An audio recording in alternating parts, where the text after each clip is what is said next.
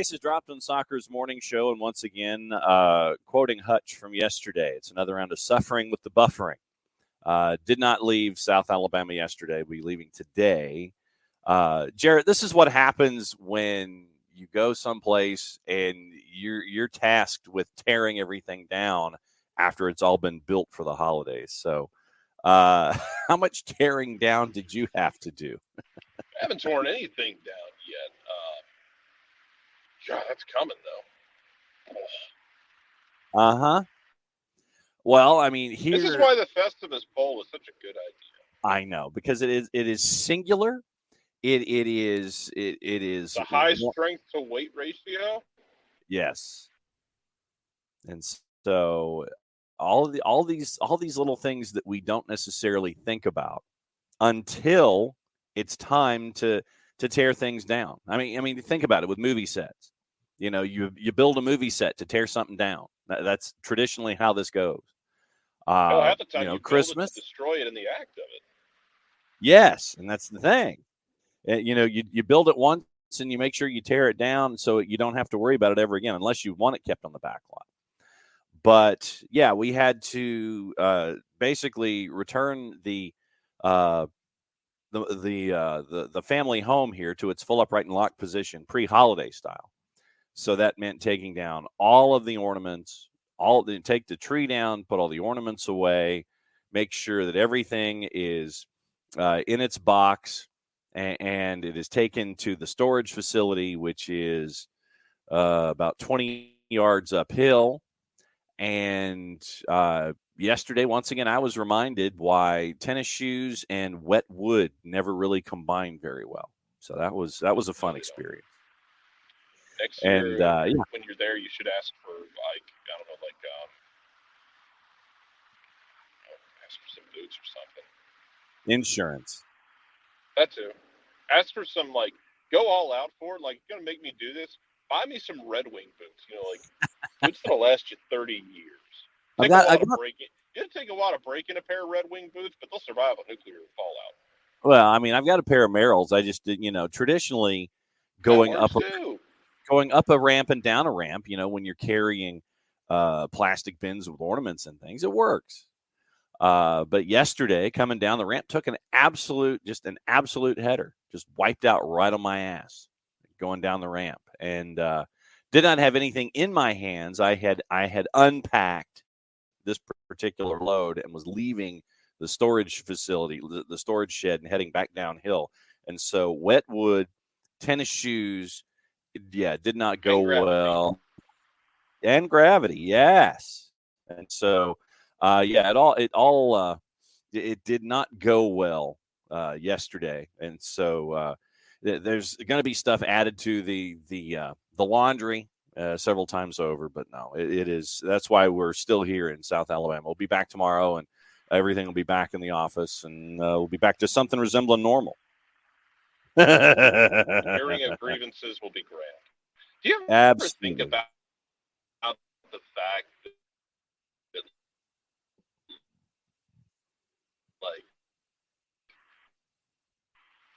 when they're sifting through archaeological evidence and they're going to find that episode and they're going to think, oh my God, they had this entire religion built around this Jerry Stiller character.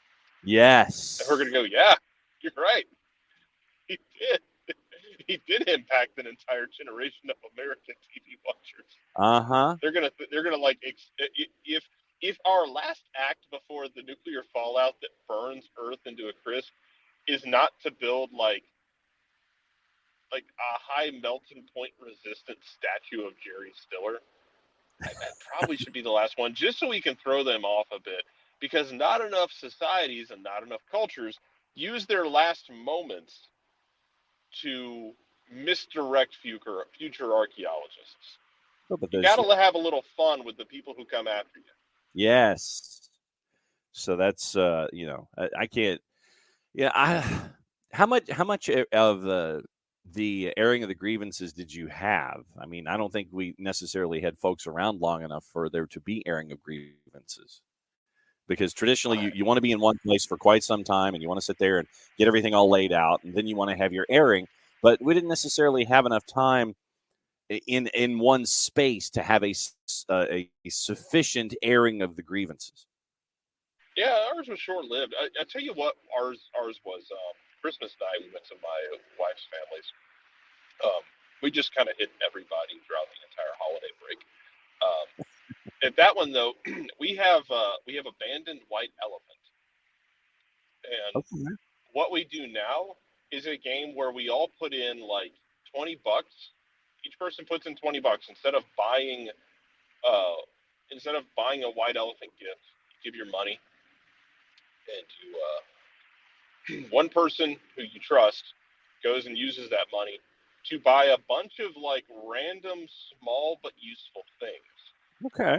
Then they put all those things together and they wrap it with like an entire thing of saran wrap. Oh yeah, we do that. Yeah, and then you put on the oven mitts. Oh, okay. We don't do the oven mitts. That might be another interesting element to it. But what we do is the boss's sister is in charge of getting all of the stuff that goes inside, and then the saran wrap.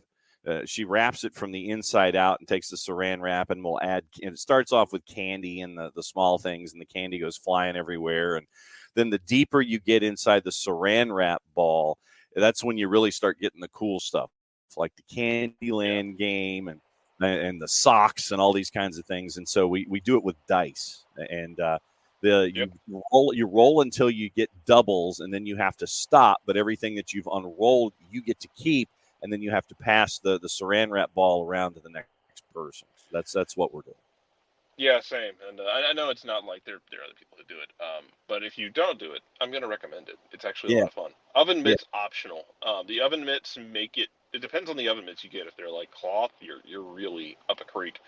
But also the oven mitts that have traction are deceptively unhelpful because you're going to stick to that saran wrap and you're not going to be able to find the edge. Plus, you gotta make sure that the person you're next to is the unluckiest SOB in the room. You want someone who could not roll doubles if you gave them 10 years. You want the Shaq at the free throw line version of somebody trying to roll doubles. That's one of our nieces. Yeah, one of our nieces definitely. You end up with you end up with that individual, and the person to her right ends up getting all the cool stuff. So that's literally how it goes. We do have a couple of news and nuggets this morning involving Atlanta United. Pretty tough. Well, I mean, just the stuff that we saw yesterday. We'll keep an eye on that. And then, okay, I haven't looked at the internet this morning other than to see that Jeff Schultz is retiring. Yeah, and so Sarge is retiring after 42 years in the biz. So we got the little nugget yesterday involving Joseph. Parzival's got a question. Good morning, Harry, Alex, and Pars, and thanks for hanging out with us day after Boxing Day. So the layout this morning is we got a lot of stuff involving Manchester United.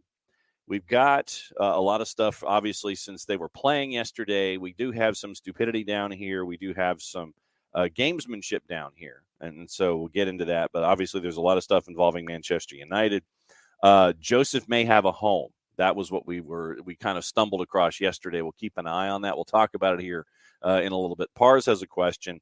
And then my question to the floor, and it can be today, tomorrow, and Friday. So it could be a lengthy thought process.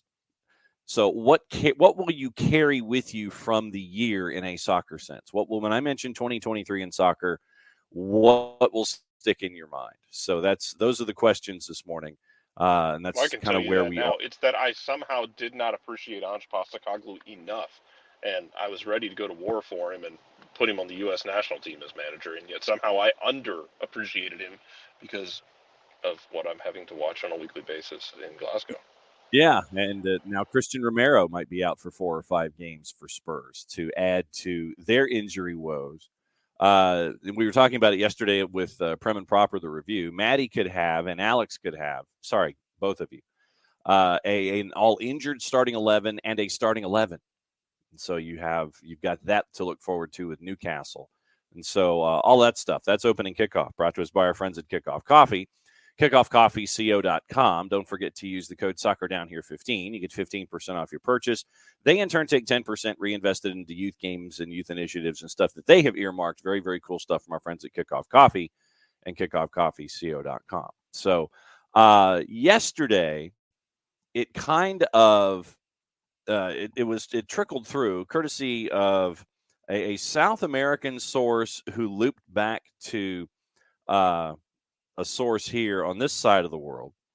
Josef Martinez may actually have a home, but obviously, you can't say that you've got a home when you're still under contract with Inter Miami to the end of the calendar year. So technically, all the talk is coming from our side of the equation, all of us media types.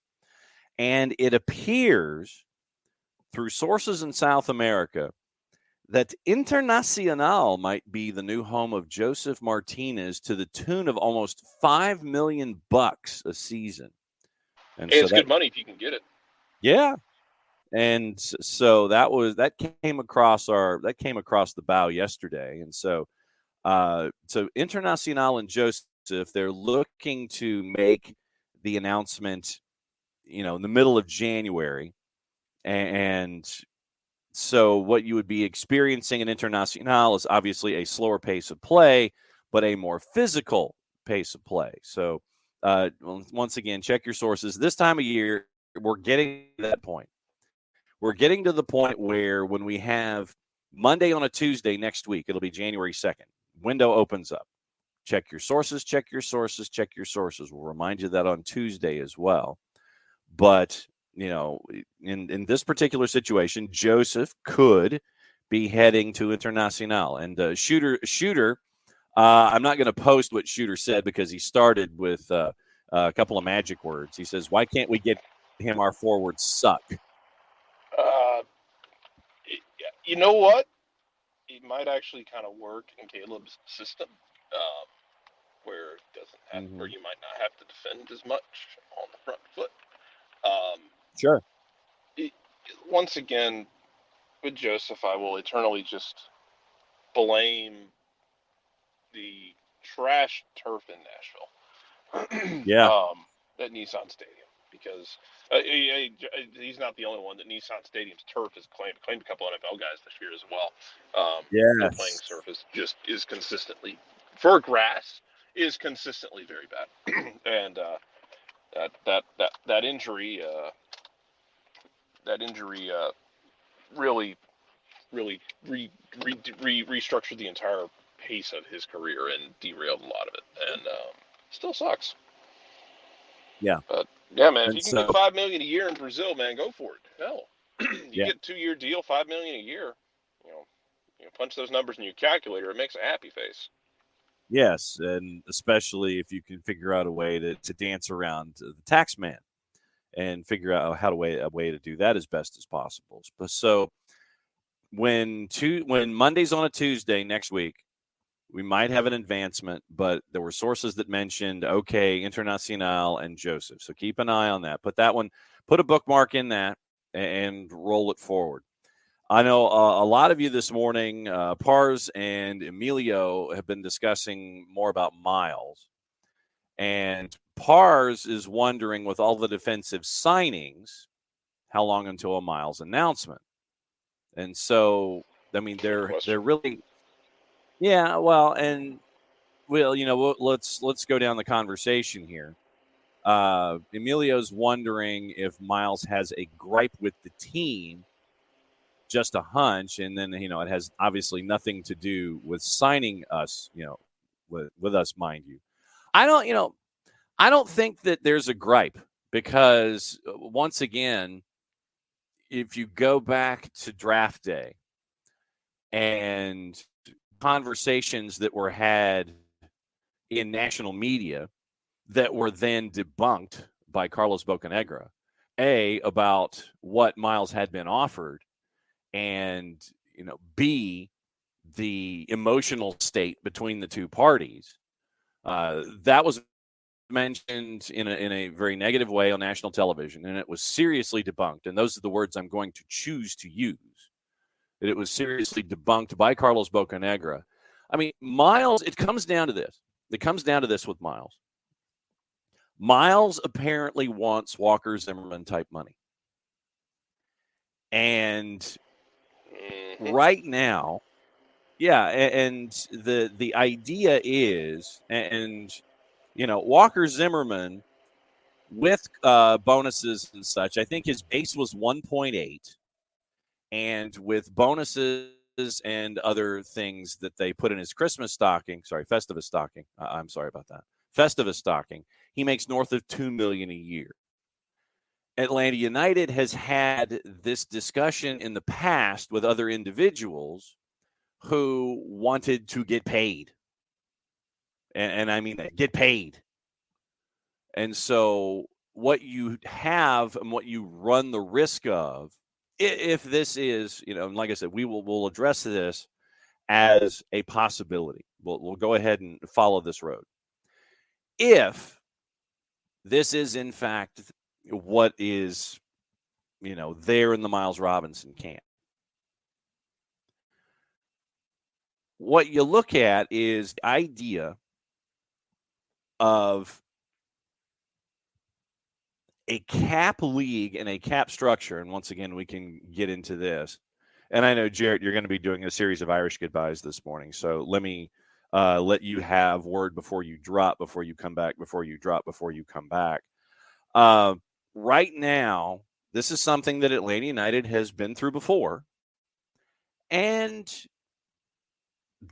if this is the case, you have to look out for the collective. You have to have a very Borg-like idea until things are changed when it comes to salary structures. You have to think of the collective here, and you can't handicap yourself with someone who might, sit there and make things difficult for you when it comes to other dudes and bringing in other folks. So right now, that's what we're staring at. If Miles is looking for that Walker Zimmerman payday, there was also discussions that he might not be able to have that payday because of how the CBA is structured. Go for it. Yeah, if he's looking for that, he's looking for that. And I don't begrudge anybody for betting on themselves. If it comes down to the fact that Miles is saying, I think I can get DP money. Mm-hmm. I don't begrudge him for betting on himself and saying, I'm going to go chase that because I think I can get that from somebody. And I'm not going to accept less than that. Now, that might change in like late January. Or like early February, if we get there and Miles hasn't signed. Maybe we get to like third week of January. If he hasn't signed, maybe that changes. But when you bet on yourself, you take risks, and that's okay for Miles, because I think a lot of it is Miles betting on himself, and he has set his own value at a certain threshold, and that's fine. It sucks that it probably won't be here in Atlanta. But I have no problem with him setting his own value where he thinks it is. And if you don't get that and you stay in the league and you're going to end up taking less money from somebody, because it sounds like with the rumors out of France, it sounds like Atlanta is gearing up to bring a replacement in and move forward. Because at the same time, Atlanta can't wait forever. You can't sit there on your hands through the January window and say, well, if he doesn't get an offer he likes, he can always come back to us. He can, but you can't sit on your hands and wait for that. You can't, knowing that he might find a setup he likes somewhere else, or he might find something in Europe that he really likes, and then you're sitting there, waiting for the last dance, and all of a sudden, you will look up and the whole damn dance is over. So you gotta jump if you're Atlanta, and if you're Miles, you bet on yourself. And if that means that you take a 2-year deal for slightly less per year, on kind of a prove it situation, because you don't get that big offer you're looking for, that's a risk you take, and then you go and try and prove it the next time, and you just do the dance all over again, man. Yeah, this is the Judge Smales waiting for Danny Noonan to figure out whether or not he wants to sub for Al Chervik. This is, we're waiting. Except, we're waiting at this point.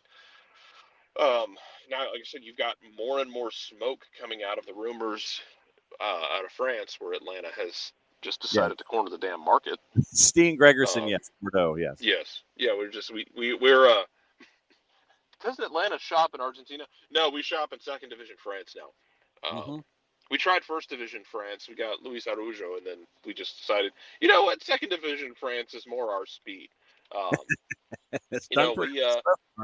We look, man. We decided the riches wasn't for us. We went down the escalator and we found the Uptons, and we're happy. Yeah. It's just what we're looking for. Yes. But yeah, man, with Miles, it sucks that he's very, very likely not going to be here. Is the way it's kind of playing out. I hope he gets exactly what he's looking for from somebody. But when you have 3 DP spots, I think because of the way you're constructed, you're not built like a Nashville, where that defensive spine and counter is your bread and butter. There you can get away with it. When you're built to rack up and to finish top 2 or 3 in the league in goals scored, and you want the ball constantly, I think you've got to use your DP spots elsewhere, and that might be eventually using it on a 10, using it on someone in the midfield to partner with William Bott. If you want to have some assurances other than Jay Fortune, and I think they believe in Jay Fortune strongly, and I believe in Jay Fortune strongly as well. He's an incredibly talented kid. I think his ceiling is very impressive. But if you want to shell out money in one of those spots, I think that fits better with how you're going to play. Miles, if he wants to get a DP deal, I think he can maybe get it from somewhere else. Maybe he goes to Europe. He is at that perfect age. This is his chance to make his way over to Europe. But we'll see, man. Yeah. And so that's where we are with Miles right now. Is what does Miles want? And no, to Amelia's point, does he take less from another MLS team instead of coming back to Atlanta? Honestly, I don't think he wants to, Emilio. But I guess my thing is, I guess in my brain, this is how I'm imagining it playing out. If he doesn't get the big deal, he might have to. And it's not the end of the world. He can take a 1-year deal with an option or 2-year deal, and maybe take TAM money, but take less from another team, and then try and ball out, and then move when he's 27, 28 years old. And try and get a bigger move, because the way the way MLS is structured, Atlanta can offer him the most money, and if they're already looking at making that next moving on, and yeah, I agree. The narratives down here is going to fire the hell off. But it sounds like Atlanta's ready to start the next step. And if that's the case, if he doesn't get the big deal, he's going to end up taking less money from another place, and then the conversation's going to, you're going to get the narratives, you're going to get the conversation about it. But like I said earlier, if you're Atlanta, you can't sit there and wait on him forever, and you can't sit there and wait for, Miles didn't get what he wanted, so he'll come back. You got to be proactive. You got to get moving. Yeah. Right now, according to our friends with the MLSPA, Miles is making 1.4. And that is base. Guaranteed compensation is another rookie minimum salary adjustment to that. So it's 1,437,500, $1,437,500. That's his total guaranteed compensation. And like I said, we talked about what Walker Zimmerman's base plus massive is. It's north of $2 million. So you're looking for what? 6. You're looking for basically a 40% increase in your salary to stay, with Atlanta United. But once again, you cannot look after one player and mess up the collective. And that's what you've got to look at here. And we've talked about it ad infinitum, and I'm sure that we will continue to do so. One, because of what Miami is doing, and now it looks like Leo Campana might be moving. After giving up the number 9 and going to number 8, it looks like Campana might be looking at offers elsewhere. What you have as Jarrett disappears for the first time today. What you have is a league that is looking at itself, and it's like, all right, where are we? Where are we right now? We need to figure out how to go to MLS 3.0 or 3.5 or whatever version we're in. And how do we keep up with the Joneses? Do you widen your salary cap constraints, which you should? Do you add another DP, which you should, or make the allowance for salary cap loosening to where you can figure out what you want to do? And that's where we are right now. But until that happens, teams have to look out for themselves, and they have to look at their philosophy. As Jarrett mentioned, this is a team that is hell-bent on scoring a lot of goals. I mean, number 3 in Major League Soccer last year in goals scored. Yes, I know about goals allowed as well. But what you want to do is you want to spend wisely and work your way into where you have your philosophy squared away, and you continue to raid Ligue 2 and teams that are fighting for relegation, trying to stave off relegation. No update on Steen Gregerson. Although I will trust our faithful producers here in the Twitch pitch at keeping an eye on things and setting the notifications appropriately, with chasing after the folks like Steen Gregerson, etc. But until you have these loosening of the purse strings and teams can spend what they want or spend closer to what they want, because you will have folks who will spend and you will have folks who will not, you've got to play within the rules of engagement as they're currently structured. I don't know what the official change for the cap is right now. I know that we need to dig that up, and when we get closer to the season or closer to the January window, we can figure out what the official change is to the cap. I haven't heard of an official dollar figure or a percentage yet. When Darber had his press conference at MLS Cup, I did not see any information about any kind of loosening of purse strings and where things set with the cap. So that's what you're staring at. I mean, legitimately, what you're looking at when you brought in right now, you're in the window to try and sign Derek Williams, who was picked up in re-entry. So Derek Williams would be your experienced center back. Jonathan Mensah is still out there. Donovan Pines is still out there. They're still chasing after Steen Gregerson. So I know that we have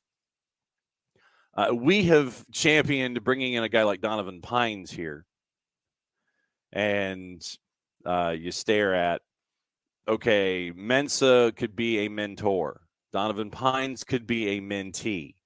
You have Noah Cobb and Efren Morales with Atlanta United 2, who could be learning from Williams, from a Mensah, and learning with a Donovan Pines.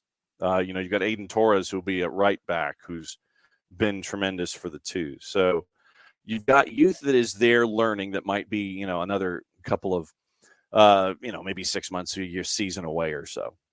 But you have the youth that's there that is willing to learn. You've got Derek Williams, and you're negotiating with him right now. And then you try to figure out where to go from here at the back. That you are having to do. Once again, Derek Williams was brought in via reentry. And so you have to do things this way right now. Let me see if I can figure out what Derek Williams' salary was last season really quickly to figure out where he would be under the cap. And he would also, let's see, salary. Once again, when you're monitor down, Derek Williams last year at DC United, $800,000. So Derek Williams last season made half of what Miles Robinson did. But what you can do, you bring in a Derek Williams, and then you bring in another individual. If you bring in Gregerson and you pay him high TAM or what have you, then you've gotten 2 for 1, basically, when it comes to Miles Robinson. But that's what you're staring at right now. Parzival with the question this morning, which refs do we think take liberties in big games on interpreting interpreting the new rules with the new rules in play. With Dickerson, yes. I don't know if can we mention his name? Can we mention Dickerson's name? Liberties and big games interpreting the new rules. So I would probably say that. And in all this discussion, obviously, morning Tom. Hopefully, the journey back from Charleston was okay. Which is why this is Tom. Tom is saying, which is why I'm saying I'm fine with Miles moving on. I think that he needs a complete reset. Well, and I mean that. I think that your center backs is where you're looking at to gain your assistance. You've got Muyumba helping out at defensive midfield. You got Jay Fortune, who is there to help out in the midfield. Pars would not necessarily be surprised. Pars says it could be me, but you're super blurry and faded out for a second. I am in Ozark, Alabama, and will be for this show, and I was yesterday. Internet speeds in Ozark, Alabama are not what they are at Office HD. So as Hutch said yesterday, it is suffering with the buffering. So I'm going to apologize ahead of time when it comes to buffering and blurry and return time and all these kinds of things. But thank you for putting up with us, as you always do. But so center backs and keeper. So keeper right now, keeper, you've got Brad, you've got Josh Cohen, you've got Quentin Westberg. And then you have some that you can develop. I think Nash Skoglund is now heading to South Carolina to learn under Tony Annan. You got John Berman, who is going to help out with the twos this year after coming in from Hunt City in MLS Next Pro. So at center back, once again, you bring in Derek Williams. You sign Derek Williams. If that comes to pass, you bring in another one, whether it's a Mensah or a Pines or a Gregerson or whomever, to pair with Luis Abram. And then you get Noah Cobb and Efren Morales to learn from these other individuals that are there. So center back, I think, once again, we're managing the center back position right now. So I think that you're looking at there. And I know that Emilio's looking more at midfield once again. And it's you're looking at depth pieces. And in the interim, as I said, as things stand right now, you're looking at depth pieces, and you're looking at the third midfield slot. So that's what I know that you're staring at right now. So I think that's what we're addressing. And obviously, the front office is leaning in that direction and trying to figure out what to do. But once again, all of this is under a cap constraint. So it is having to go to Ligue 2 and go to Bordeaux and track down, Steen Gregerson and sit there and it's like, okay, his value at Transfermarkt, I think, was €2 million last time we checked. He's under contract for another year, so there might be a release clause. But something of a release, unless Bordeaux is worried about their finances and Atlanta United comes knocking on the door and says, we'd like to take him off your hands. Is that cool? And Bordeaux might be in a situation where they're like, yeah. Because once again, you look for teams who are distressed assets, who have distressed assets and are in trouble financially and need to kind of make ends meet. That's what you do in this business. You find talent in distressed situations and you bring them into your system. So that's what you're staring at here. But once again, circling back to Miles, Miles, he's not one to really sit there and play things out in the court of public opinion. Does Miles want to get paid? PSV was discussed. Europe was discussed. Do you get your payday? Is that what you want? The bottom line is we don't know because Miles is just a different cat. Miles, he'll talk in post game, but he's not going to go out on social media and volunteer things. Cincinnati volunteered more than anybody when they did the light show and the recruiting of Miles Robinson. Can Cincinnati afford Miles? Does Miles want to stay here in the United States and play in Major League Soccer? Or does he want to go abroad and get paid and experience life abroad as someone who plays football? That's the question only Miles can answer. And no one has been able to knock on Miles' door to get that answer. And we probably will not know the answer until Miles signs someplace. If it's PSV, if it's Europe, if it's Cincinnati, if it's somebody else in Major League Soccer. But remember, once again, there was talk that one of the clauses in the CBA hemmed in Miles financially to where he cannot make over a certain amount because of where he is in his contract status. So we keep an eye on Miles. But as Jared said, as things go into January, if he still remains unsigned, if he's still trying to figure out what he wants to do, well, we're waiting. I think I'll play. That's where we are with Miles, because Miles doesn't sit there and write missives on the IG or the Insta or the Gram or the 280 character app. That's just not his speed. So we probably won't know what's up with Miles until the end of this. And if a team in Major League Soccer wants to pay Miles and can pay him Walker Zimmerman money, what is that team sacrificing to bring in Miles Robinson? And I say sacrifice because, once again, we discuss, what is a team giving up to make that kind of a payday? In Nashville, it's a part of their DNA. That's what Gary Smith wants to do. Want to build down the spine. That's what we do here at Nashville. So Walker Zimmerman is integral. You're going to pay him that kind of dollar. Where Miles will be integral if he sticks in Major League Soccer, what gets sacrificed by that team that picks him up and puts him on their roster? Is it scoring? Is it depth? Is it both? We won't know because Miles doesn't trumpet things publicly. Morning for card. So that's where we are with Miles. So Soccer for Good OG says Miles did an IG post, soul searching.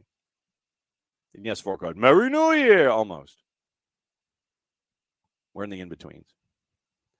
And so, as the OG points out, 2 words on Instagram.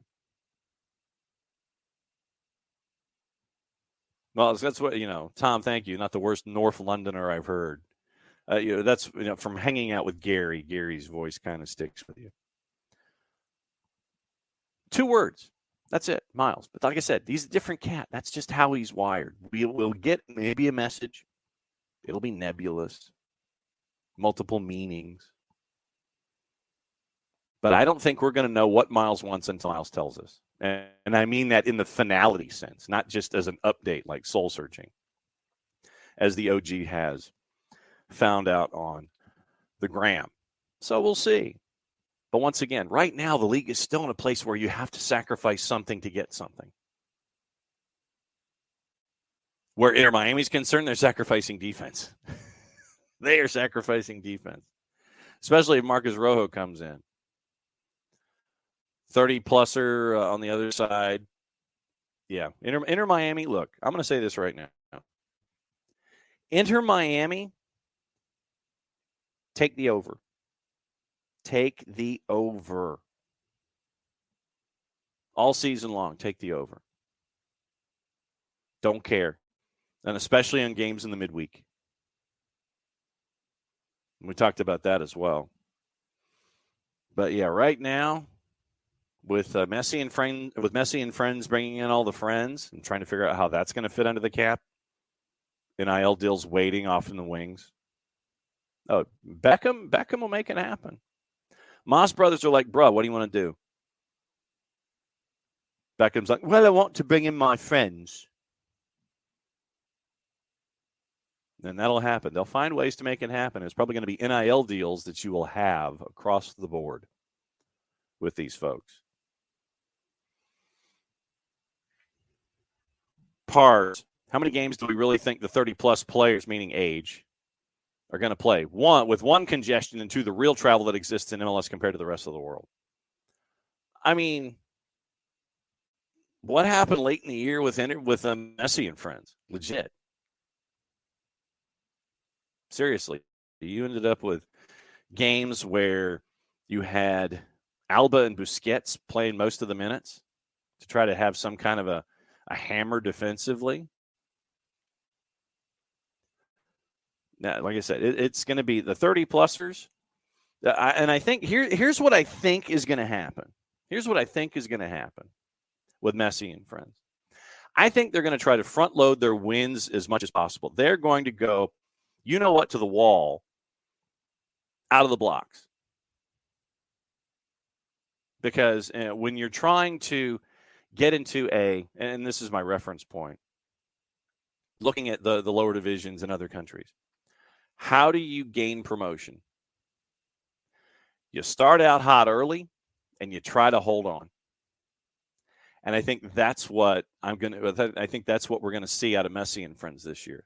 They're going to try to start out hot. You're going to see Messi, Suarez, Alba, Busquets, Marcus Rojo, whomever.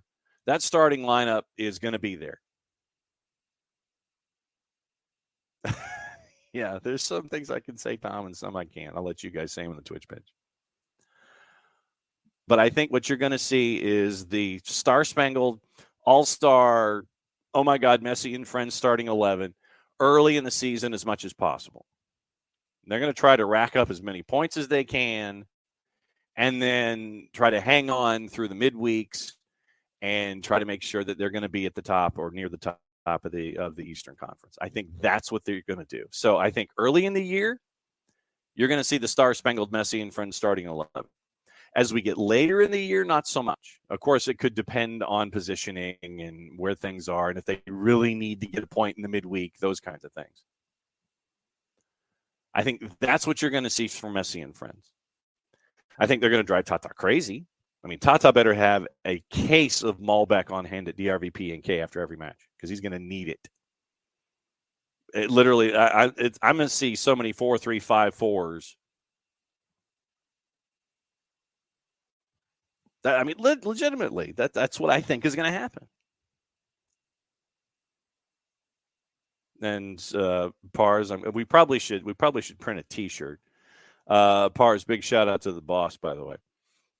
Percival's wife is listening and just said how much she loves fighting through the laughter that you refer to them as Messi and friends. It's what it is. I mean, I don't think I'm speaking any kind of falsehood here.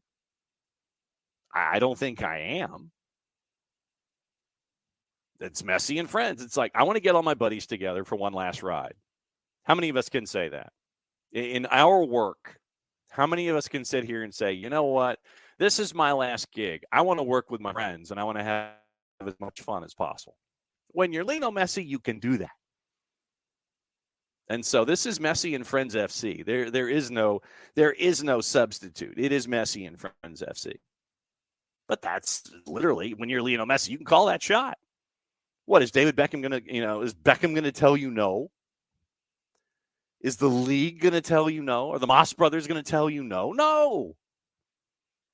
You want to work with your buddies. I mean, seriously, how many of us have gotten the chance to work with our friends as a last gig? I think that answer to us is very few. And when you've got that chance, you're going to jump on it. So Lionel Messi, with his NIL deal at Major League Soccer, is going to bring in all of his buddies. They're going to figure out how to do it by the let me get this, letter of the law. And yes, I did just use air quotes for those of you who are watching on the YouTube, on the Twitch, and on the 280 character app. Yes, I did just use air quotes. The letter of the law. They will find ways to make it work.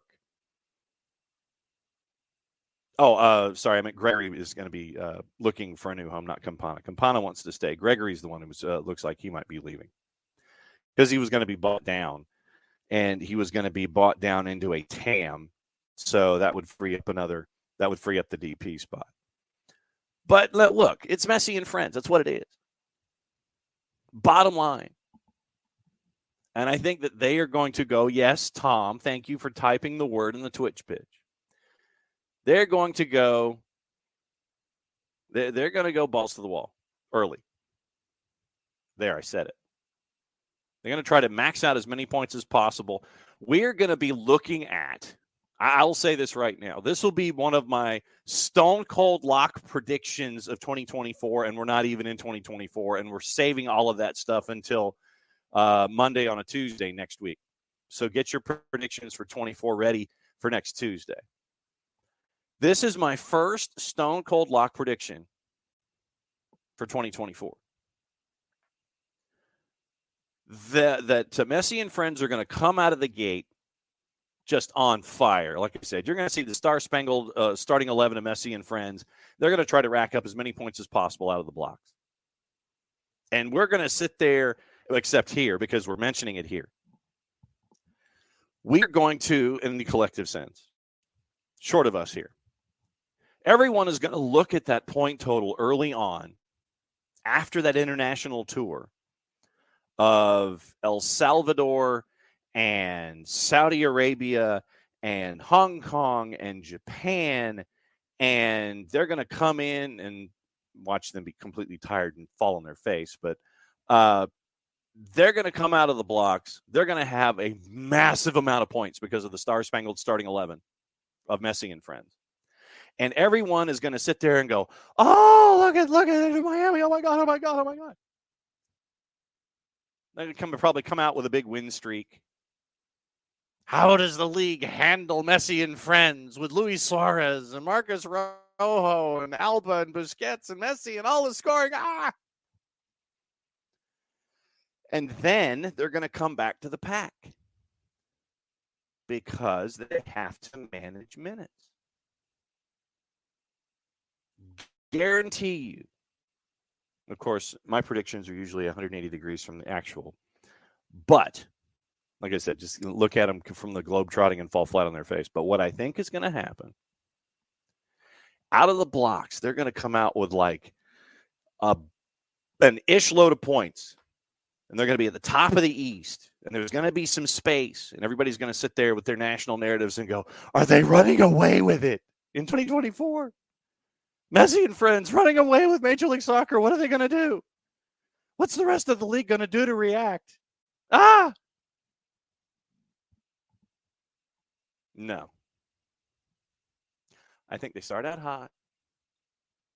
And then I think they come back to the pack. Age, schedule compression, multiple competitions. Because remember, they're also in the CONCACAF Hemispheric Extravaganza, and they have to balance that out too.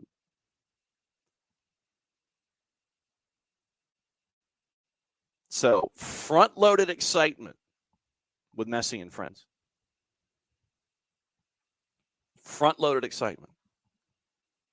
And then when the season gets into the dog days in June and July, and we're around the mid-season classic that's going to star most of Messi and friends and the Star-Spangled starting 11. Then they're going to come back to the pack a little bit because they got to manage things, especially from the teams that are not in the Hemispheric Extravaganza. That all they have to focus on is making sure that they're starting 11 and that they're healthy. That's like I said, I could be 180% wrong or 180 degrees wrong or both. But I think that's what's going to happen. You're going to have a lot of national folks sit there and go, oh, they're running away with it. Well, yeah, when you're at the beginning of a season and you've got a bunch of star-spangled starting 11s and you're Messi and friends, and with all of that talent, you better be.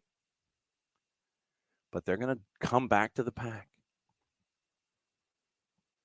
That's what I think is going to go down.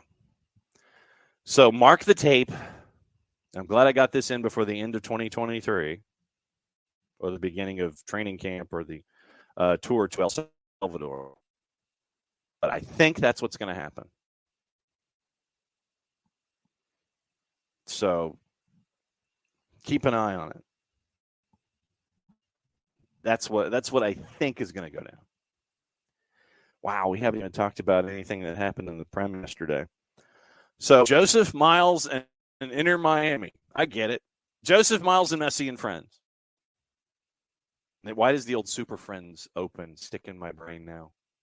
Remember Saturday morning cartoons with Messi and Friends? Wow, Freudian slip. With the Super Friends, literally, that's what's going through my head right now. Messi, Alba, Busquets, Sergio, with the Marcus Rojo, Luis Suarez, as Superman, Aquaman, Batman, and Robin, those kinds of things. I think if Robert Smigel was smart,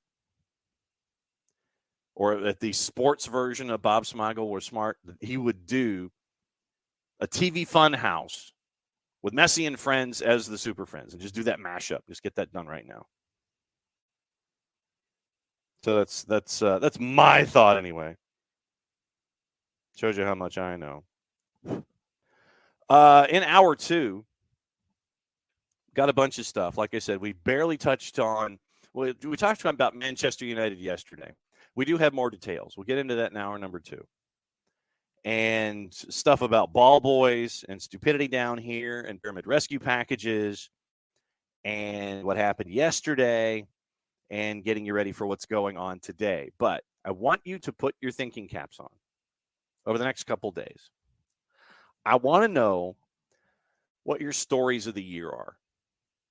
When I mention the word soccer in 2023, I want to know what's on your mind.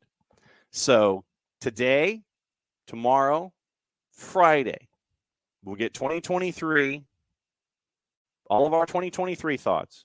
We'll have that for the next couple days. Nico Moreno joining us on Thursday, traditionally 10:30 Eastern. Got a couple of 1v1s that we are lining up, and we will get to hear from, hopefully, we're lining up some folks up at UConn. Wink, wink, nudge, nudge. There's your hint. There's your hint. And also some stuff in lower divisions and the NPSL. So we should have some cool stuff for 1v1s to get us into 2023 to 2024. And like I said, Thursday, Friday, once again, we'll be talking about all the other stuff as we get you ready for the remainder of this year and get you ready for New Year's Day, which we will not be on. So Tuesday, and we'll do another Soccer Over There marathon on Monday. And I'm glad that you guys are enjoying the Soccer Over There marathons that we put up on holidays. But when we come back on Tuesday, it'll be Monday on a Tuesday, and hopefully Drew can join us for Prem and Proper Review, and we'll get into all of that kind of stuff and get you ready for 24. 24, we'll get your predictions ready. So when we do Monday on a Tuesday next week and pushing forward next week, we'll talk about 2024. We'll look in the shiny crystal ball, and we'll talk about all the kind of stuff that's on your brain for 2024. But we'll say that for Tuesday. Rest of the week, we'll get 2023 out of the way. Whatever's on your mind from 2023, you can always drop it in the Twitch pitch, and we'll talk about it, and we'll go from there. Michael Head has his 2023 thoughts. And I'll go back into the timeline and look at what you guys were talking about earlier, and we will redress. Amazing but true. A team can spend over $1 billion in transfers, look like ish, and be mid-table. Unbelievable but true. There you go. Nothing like Chelsea, eh? All right. So going back, I'm going to go back into the timeline and see if there was anything that I missed. Parr says, once again, it's been a while since I checked. Atlanta loses to the team that goes on to win MLS Cup 100% of the time when they make the playoffs. And, I think that still is the case. That is absolutely the case. And so we will continue to discuss all these kinds of things as we go going forward. And starting hour number 2, Dylan, I'm going to apologize ahead of time because I am in southeastern Alabama. So if there is any kind of lag or how should we phrase this? Internet moodiness, It is because of my location. I am not in Office HD, and I will be back there tomorrow. I just figured I would let you know off the top. Yeah, I mean, I guess they don't have the internet. Is just getting there to Alabama. Is that the case? Like, oh, he's hitting me hard out of the blocks. it's a new angled thing there. It is a lot slower. I will tell you that right now. It is the speeds are far slower than they are in Office HD. So, like I said, if there's buffering, if I'm a little slow in my response time, it's because I'm here and you are there. How was Festivus, sir? Before we move into soccer. Yeah, it was very good. It was very good. It's always great to spend time with family, not working. Exchanging gifts, that whole fun stuff. So it was good. So did you get a pony? Did you get a pony? I I did not. Although my daughter did get a My Little Pony. So wow. there was a pony. Yeah. What's old is kind of new again as well. Yeah, absolutely.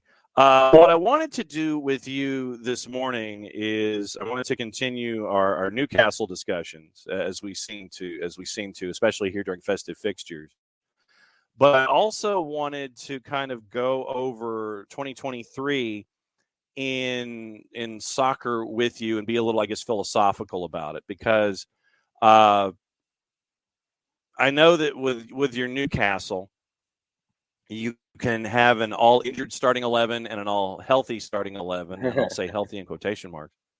Once again, you're having to go through festive fixtures. So from a Newcastleian point of view, after apparently forgetting that Chris Wood was actually out on the pitch for Nottingham Forest, what takeaways do you have from your Newcastle bunch so far as we're now here in festive fixtures getting ready for 24? Well, John, it is the festive season is about giving. And that's the mood that the Newcastle defense was in as well, right? We're going to give opportunities to former players and give away fans the joy during this holiday season. So, yeah, I mean, listen, I would always be so jacked up for the Boxing Day fixtures, and for some reason, it always felt like Newcastle was put up against a team that they were punching above their weight, right? It was always like Newcastle, Liverpool, Newcastle, Manchester United. And like, just because of the day, you get excited. Oh, a day full of matches. This is great. And then it's like 4-1, you lose. You're like, what? And I'm sure I'm wrong, but I do not remember like a positive result on a Boxing Day. Like they're just terrible. It's terrible fixture days for Newcastle. So just the form that we're in now, it's listen, the January transfer window couldn't come quicker. I had told you if Newcastle didn't advance in the Champions League, I did not want to be in Europa League. Like, so the fact they finished 4th in that group, obviously I'm gutted they didn't advance, but I did not want anything to do with that Europa League. Just that we were already thin to begin with. And going to Sparta Moscow on a Tuesday and then having to play Arsenal on a Saturday wasn't exactly going to better the mood. So, yeah, listen, it's Eddie Howe will not make excuses, but for sure, it's clear that this team is just running on empty right now and on fumes. And guess what? We have Liverpool on New Year's Day. So awesome, man. Oh wow! But you know what, John? Like you said, for the philosophical year view, right? These are champagne problems to have, right? Like wanting to be in the top 4, being just outside of it, playing Champions League football, the match against PSG at home. These are amazing memories, and it's a new ownership that's come in and just breathed life into a club that, and I've told you, when I went to Philadelphia to see them play Villa, I think, or Brighton. I'm not sure. I think Brighton was at Red Bull, but when I saw them in person, I was like for sure thinking I'd be like the only Newcastle fan there.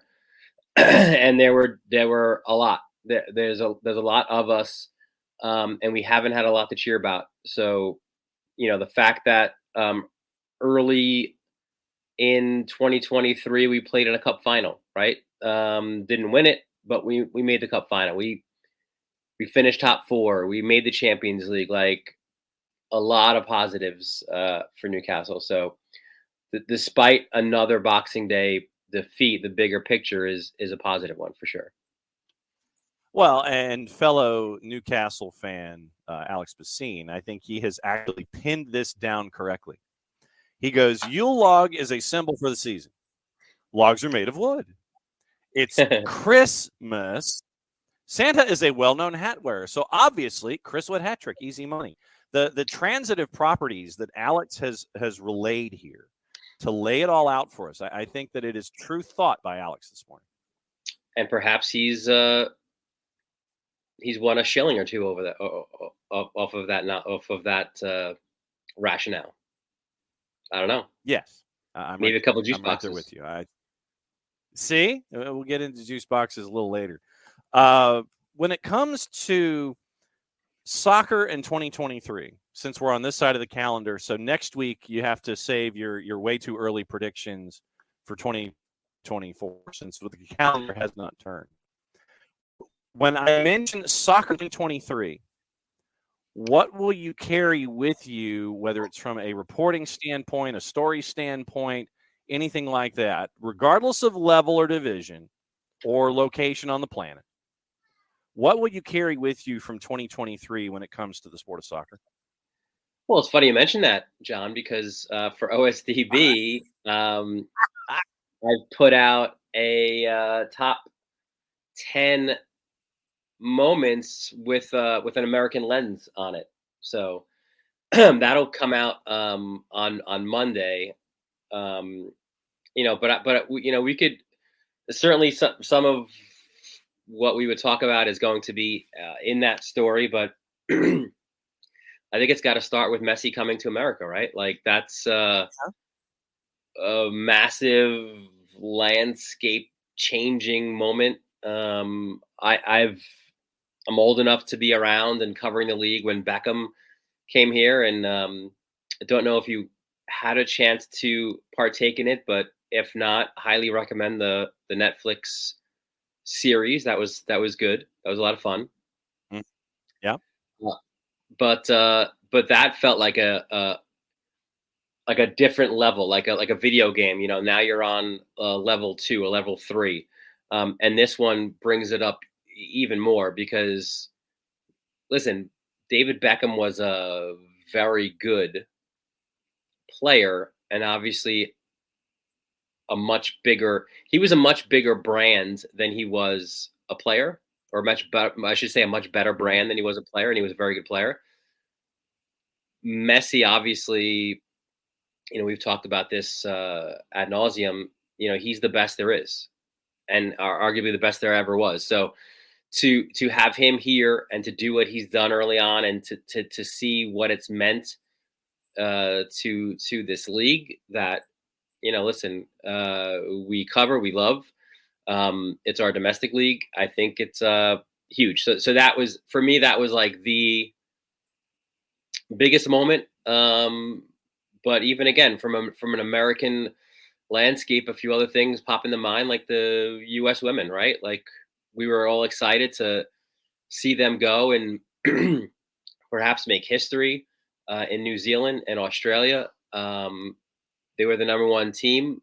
They had a swagger, but maybe too much of a swagger, right? And got knocked down a few pegs. And it was their earliest defeat ever. And obviously that created change. And then Emma Hayes comes in, someone who it feels like a million years ago, I knew as the Long Island Lady Riders coach, like here on Long Island, right? And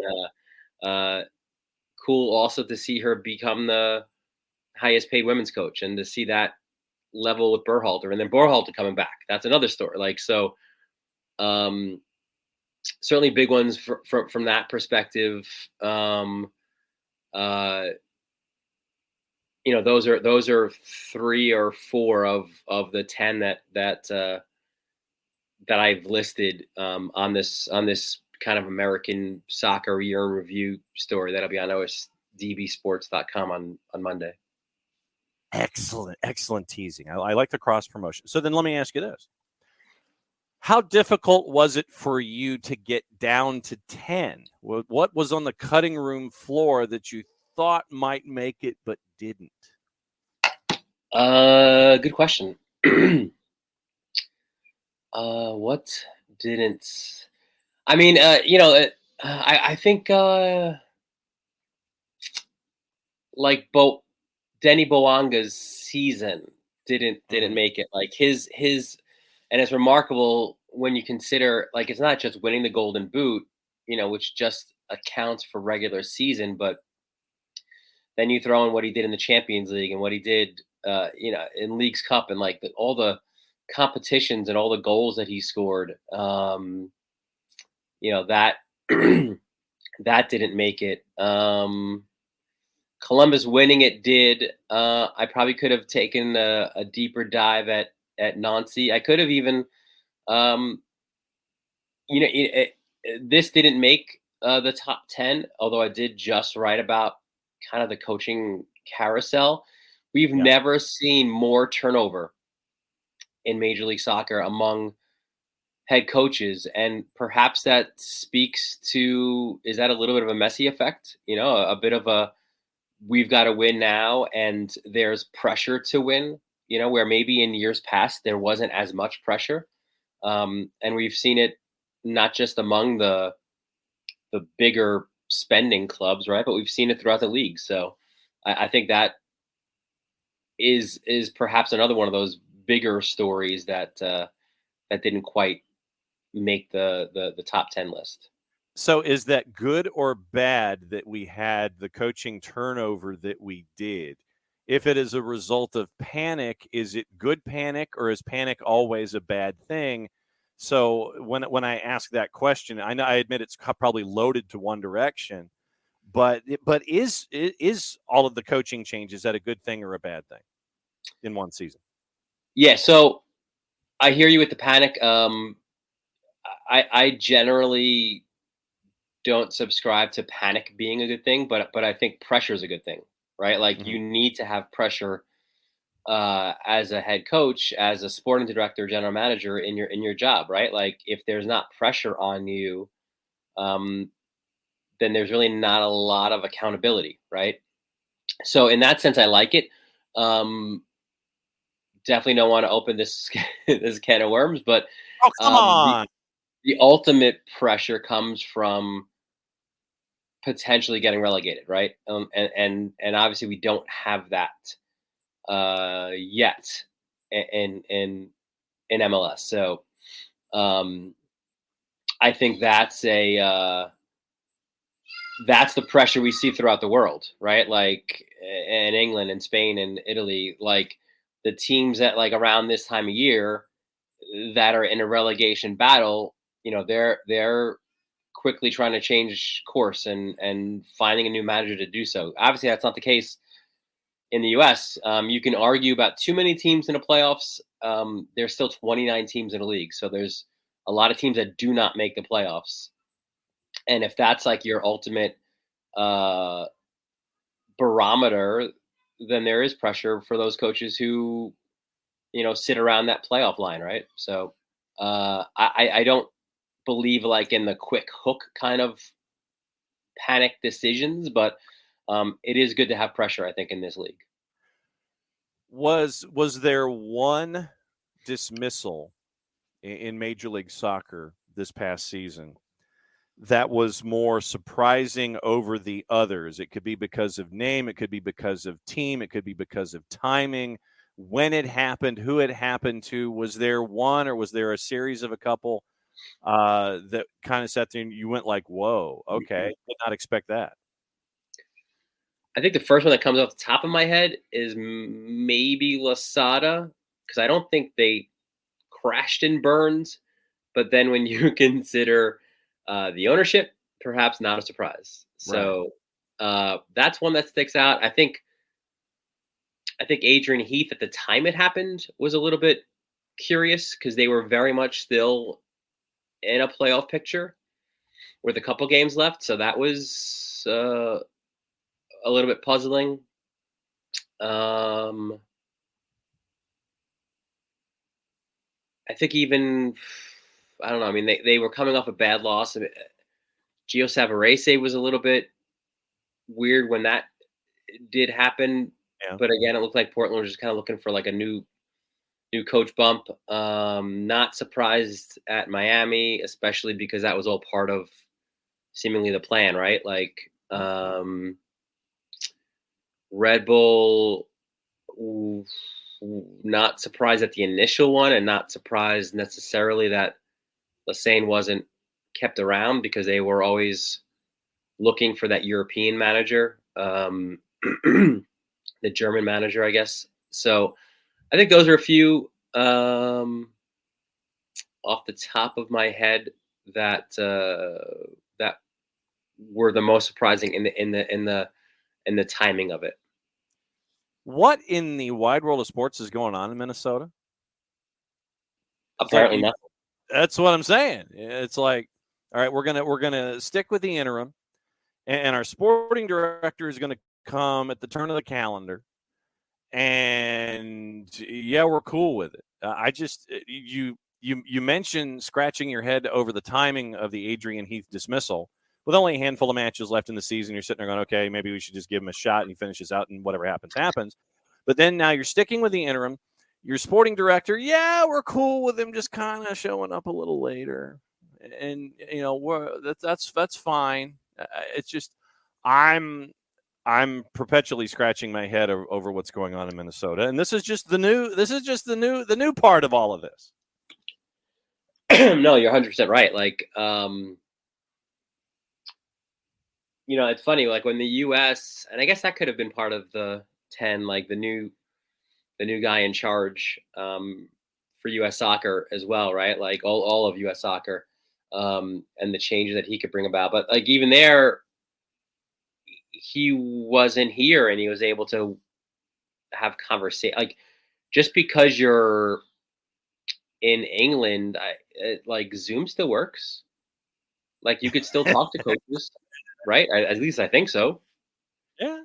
So, yeah, no, confusing at sort of the punt that they're making right to the start of the season, right? Like, yeah, we're good. When you're not.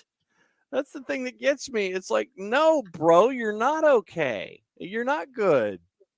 You brought in Timu Pukki and that worked to a certain extent. But it's like, no, everything is not okay. Literally, it's almost like as your fellow Newcastle fan Alex Bassine posted this morning about not wanting to talk about Newcastle. You just post the everything is fine .gif where you're sipping the coffee and the room around you's on fire. Yeah, I don't. Or like that, or like I referenced before, like the Frank Drebin, right? Like with the nothing to see here. Everything is fine. And I mean. So wow. Oh, see, now you're having me think about who in the Minnesota hierarchy would be Frank Drebin in this case. Oh, see, now I'm going to have that thought in my head for an entire week of trying to figure out who in the Minnesota United front office is Frank Drebin. Police squad, absolutely underrated. When we look at like Los Angeles, and you can say both LAFC and LAG. I mean, I still have concerns if I'm an LAG fan with Greg Vanney, and you now no longer have Chicharito, but you're chasing after dudes with 8-figure transfer fees, and this is right. This is all a part of their DNA. I mean, I get that.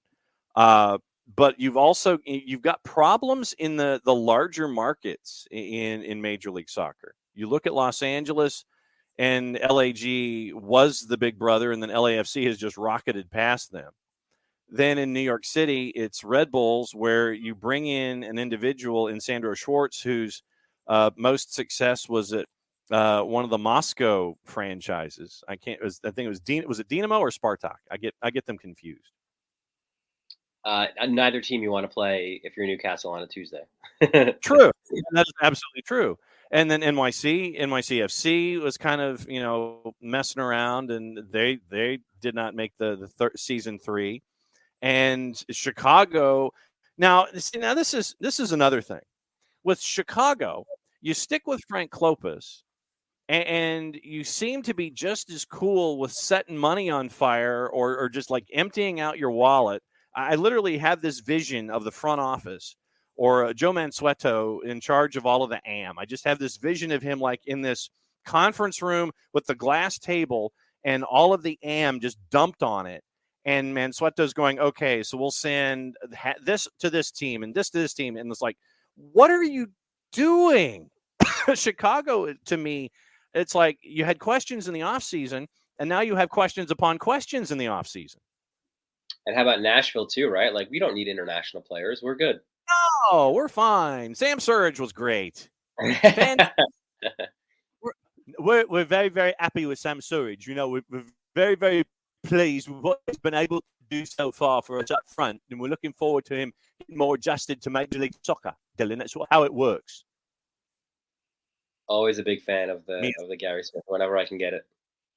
Yes, exactly. So, what about, okay, so let me ask you this. Still about 23 in Major League Soccer. Overachiever, underachiever. Who would fit in those categories for you?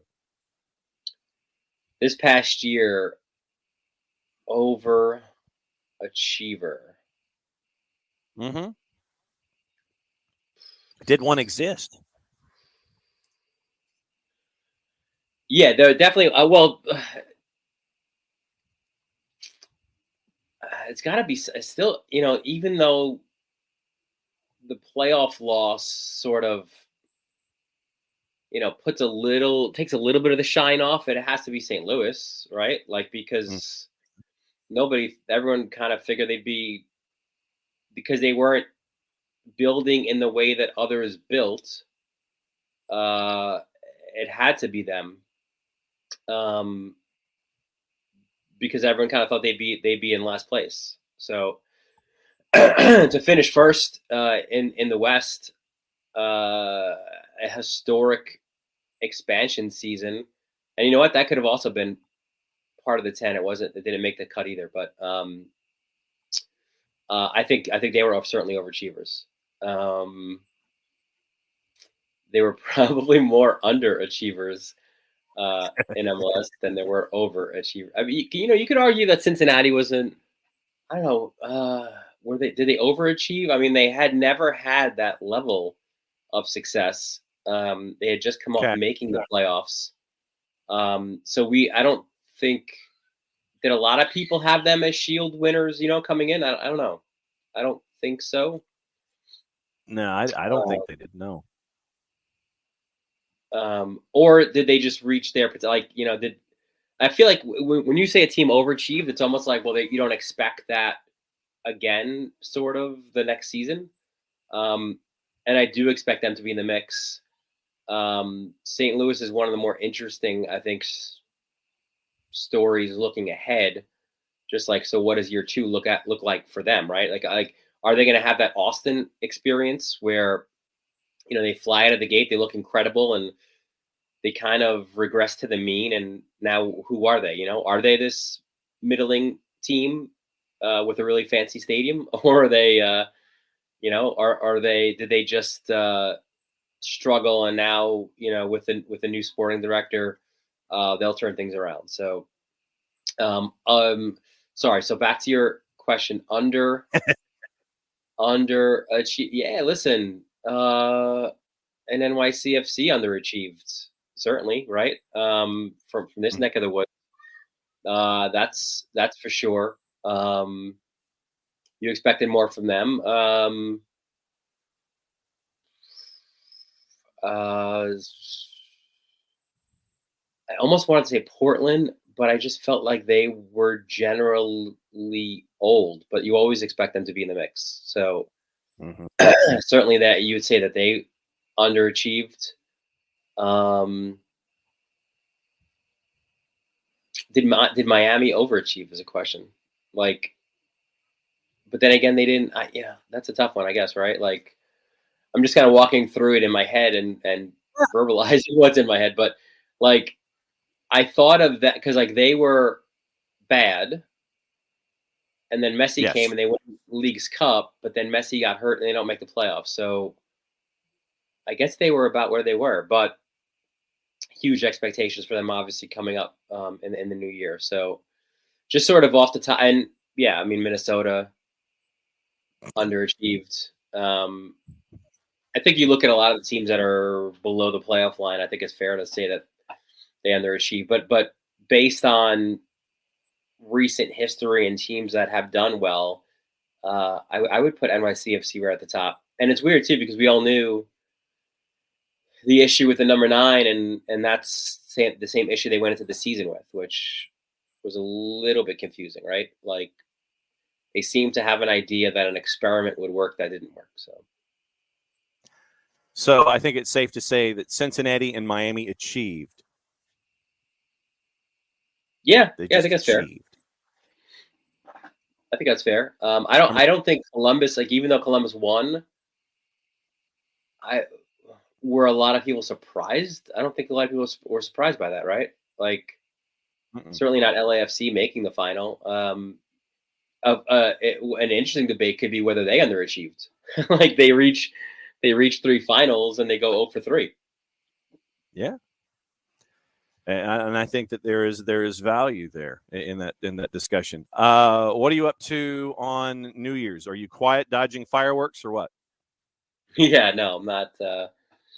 Just a quiet night in the household. My daughter claims she's going to try to make it to ball drop. I think she got to about 10 last year, so we'll see if she makes it to midnight. But no, just quiet night here. How about for you?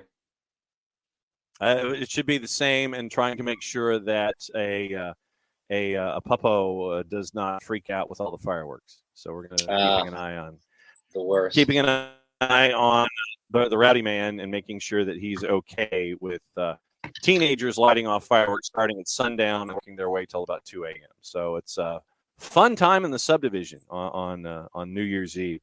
Dylan, thank you for a fantastic 2023. Thank you for dropping in and being a part of the SDH family again for another year. And once again, we tip our hat to you, sir, for putting up with all of my silliness and all of the silliness here at SDH on a weekly basis. Be safe, be well, my friend, and we will catch up with you on the flip side in 24. Yeah, same here, John. Thanks, buddy. All right, that's Dylan Butler. And Dylan, as always, puts up with all of my crap.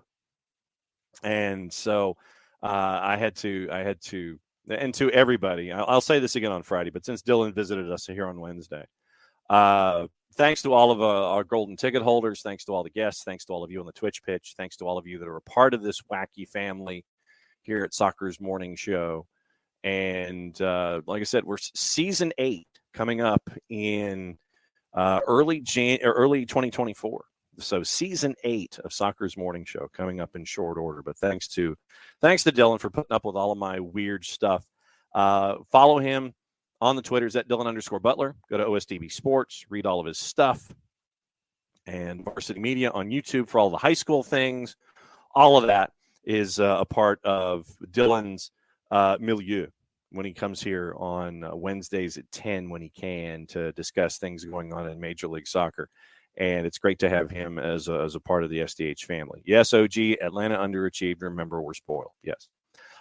Something that came across on the wires, and I'm not necessarily going to give it any kind of a siren because it's just a discussion, but it appears that from Teise's Damian Viagra and our friends at Ataque Futbolero, who have 371,000 followers on the 280 character app.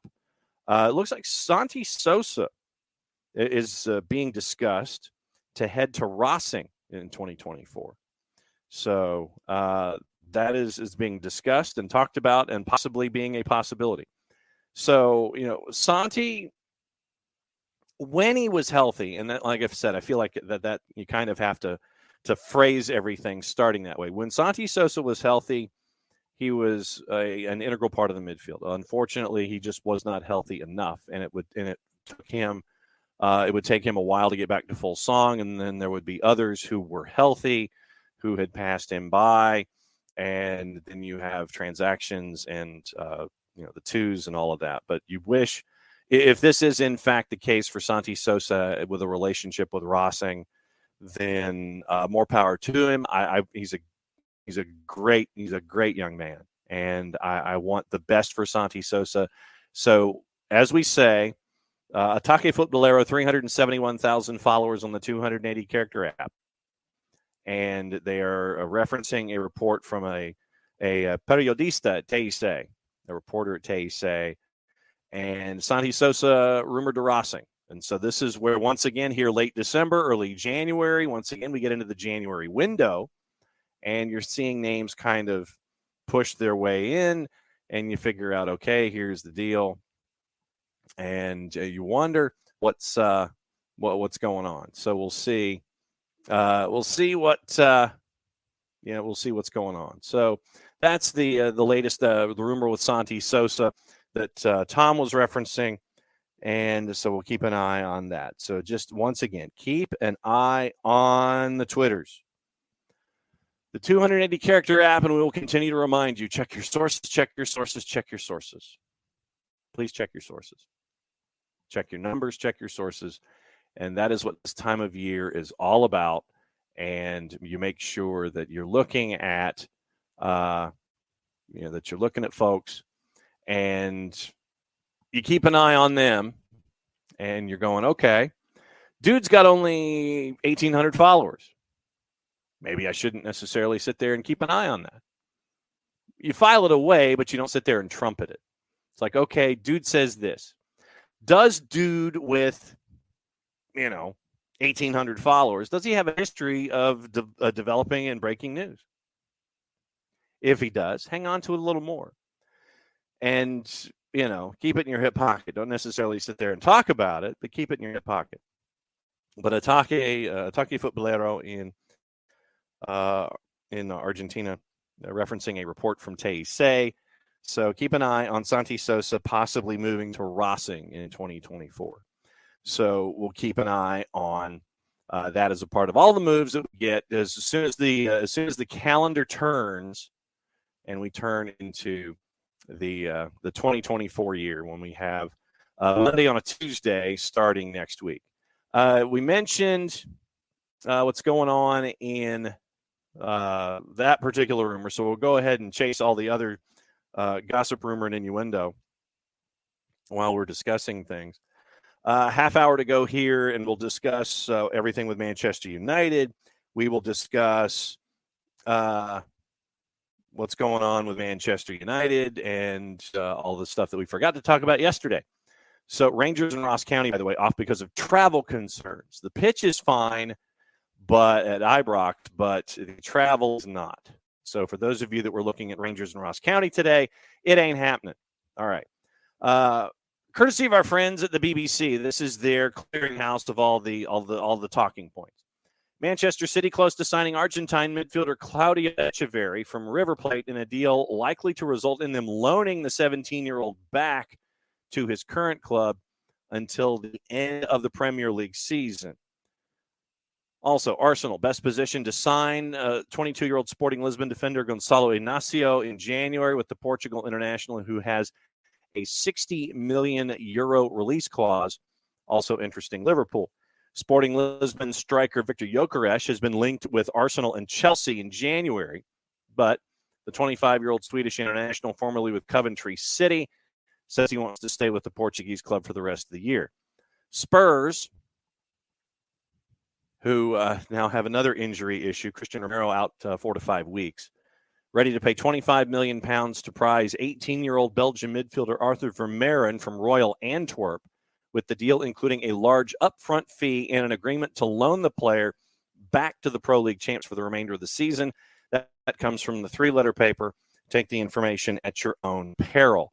Former England and Manchester United midfielder Jesse Lingard has been offered a free agent deal to Ligue 1 side Lille. However, Brexit could ruin his chances of a move, as French clubs are limited to signing 4 players from non-EU states or countries.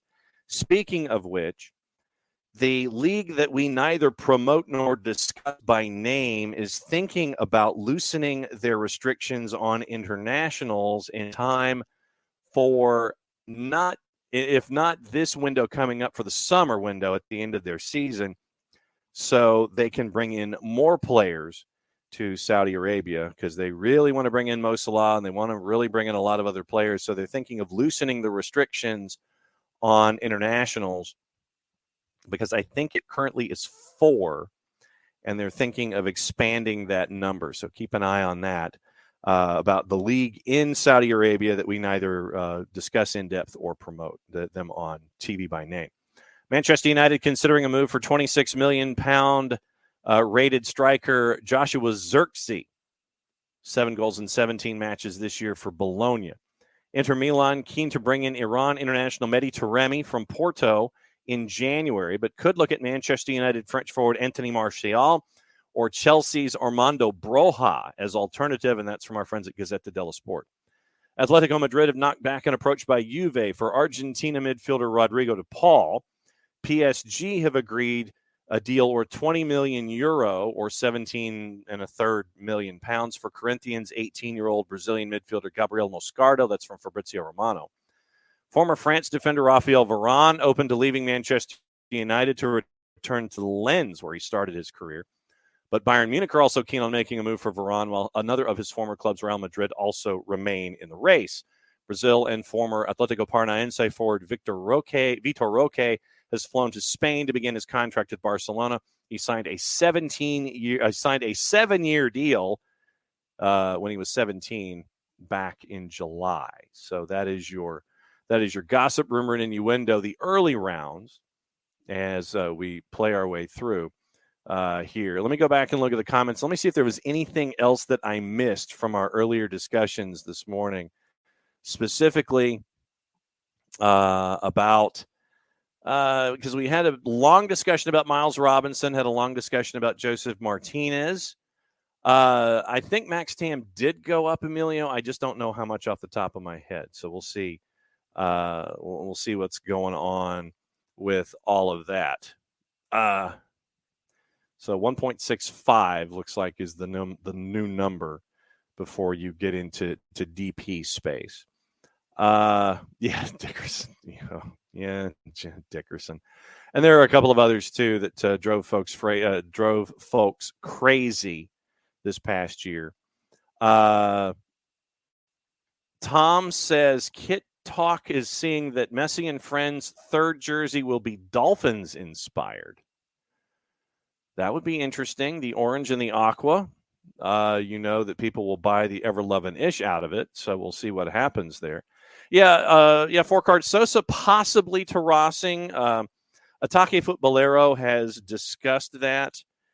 They referenced a report from one of TIC's reporters. So, we'll keep an eye on that. But once again, you wish the best for somebody like a Santi Sosa, and you want him to be 100%. You want him to be healthy 100% of the time. You want him to get good. You want him to get reps, because when he was solid, he was solid. But no, great guy, and you want the best for somebody like Santi Sosa. And if it is Rossing, then it is Rossing. And so we'll keep an eye on that as a part of everything.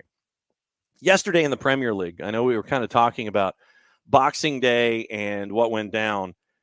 Got to talk about Nottingham Forest and Newcastle because Maddie and Drew Dickinson were there, and we got to talk about it with Dylan Butler this morning. And the early game had the early match had a little bit batch of crazy with Nottingham Forest and Chris Wood getting a hat trick, and Alex deftly went through all of the machinations and the transitive property to how Chris Wood was able to get the hat trick yesterday for Nottingham Forest. First one was at 45+1, and then he had two more within about an 8-minute period, and got through all of that. Big win for Nottingham Forest. And who is this Nuno Espirito Santo? I am not familiar with this particular style of play that he brought forward. Also yesterday, Bournemouth shuts out Fulham by the final of 3-0, and it looks like Bernd Leno got into a bit of a row with one of the ball boys. But the thing is, and if you look at the video of Bernd Leno and the ball boy, I think it was 2-0 at the time. I'm going to get the particulars here in just a little bit, but it was Bournemouth had a lead, and late ball boys being ball boys, they're doing what they're doing. They're doing their job. They're kind of slowing things down a little bit. And Bernd Leno, literally sides trailing, and he made contact with the ball boy. And I think he's going to avoid an FA charge because immediately after the match, he went up and apologized, and they, hugged it out and did their thing. Bernd Leno, the ball boy at the Vitality, he just kind of, hey, here you go. He's kind of being cool about it. And then Leno literally stiff arms the kid and tries to push him back away after literally the ball boy just kind of hands him the ball and just kind of like, yeah, here you go. Leno takes him and literally at arm's length, he pushes him back. And so, it appeared to shove. Here's the wording from Tom Prentke of the Telegraph. Appeared to shove a ball boy. Home striker Dominic Solanke immediately confronted Leno, and angry responses from the supporters in the goal behind him. He was booed for the rest of the match. As a result, referee Tim Robinson told stadium staff to ask all of the ball boys to retreat from their pitch side positions. Marco Silva said Leno had been frustrated as he felt the ball boys were deliberately slowing the play down, but added he does not expect the 31-year-old to receive any further punishment, and I think that was made clear this morning. It was madness, Niall. It was absolute madness. But like we talked about yesterday, let me finish the thought here on Leno. Silva, I didn't see him pushing the ball boy. I saw him touch the ball boy, not push him, and they're not the same things. I spoke with Bernd about it. It's clear that he went to speak to the boy after that moment as the top professional that he is. We wanted to play quick. I don't know who gave instructions for them to hold always the ball to delay the beginning of the game again. To the fourth official, it is so clear that the ball boys were delaying the game. It was difficult to understand the situation because if you're losing, the game multi-ball should be there. I'd love for multi-ball to happen. 10 or 15 minutes to go and you're down by more than 2. You get multi-ball. That'd be awesome. If it was until that moment, it should be there until the last minute of the game, but the decision was by the ref. So I was really upset with our performance. I didn't have the energy to start to complain. Premier League later confirmed that the multi-ball system was withdrawn after 79 minutes. Andoni Iraola denied Silva's suggestions. The ball boys had been asked to delay restarts. Quote, there is no instruction, I can guarantee. Because Iraola had the touchline ban, and so he had to watch from the stands at the Vitality. I prefer to be on the bench. I will try to improve my behavior, and I try to control it a bit more because I haven't enjoyed the experience, although maybe they don't need me so much. Very well. And so Bournemouth right now, they've won their 6th and 7. Talk about how hot they are. And Bournemouth is above Chelsea. Sorry, Michael Head. So you end up with full points for Bournemouth yesterday. And like I said, it looks like Bernd Leno is going to escape any kind of further discussion. The craziest match of the day, well, actually, we had 3 of the 5 actually were pretty crazy. Liverpool and Burnley was not. Liverpool won at 2-0. But Sheffield and Luton at the bottom of the table, and I know a lot of folks will sit there and go, okay, yeah, it's at the bottom of the table. Why should I watch? Well, we told you that it was going to be something akin to one of those relegation 6-pointers. And it lived up to it. I mean, you had 2 OGs at the end And Luton ends up getting full points after their big win. Before this, they are ruling festive fixtures, 2 wins in a row. So they were up 1-0. Then Ollie McBurney and Ahmed Hadzic scored for Sheffield United to make it 2-1. Then 2 own goals by Jack Robinson and Slimani, 4 minutes apart. Luton up 1-0, down 2-1, back up 3-2 for the win. Big win for them. Big win for Luton. So that one had crazy attached to it. And then Manchester United and Aston Villa had its own batch of crazy attached to it. Villa was up 2-0 after 26 minutes. They scored 2 goals in a 5-minute span, 21st and the 26th. Then Garnacho scores 2 and 12 to tie it with 20 to go. And then Rasmus Højlund scores in the 82nd. So they completely and totally flipped the script to go to 10, 1, and 8. It literally took them 18 matches to tie their first one.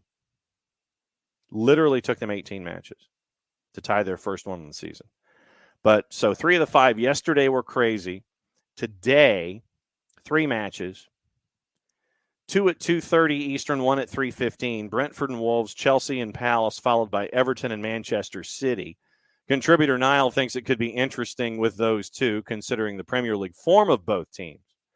Getting into the juice boxes of these particular matchups. Now, I know we've got some Manchester United stuff that we got to talk about and sort through because there's a lot. Brentford and Wolves. Brentford is a plus 110 at the G-Tech with Wolves visiting at a plus 266. Chelsea on the minus side, minus 143, hosting Palace at a plus 408.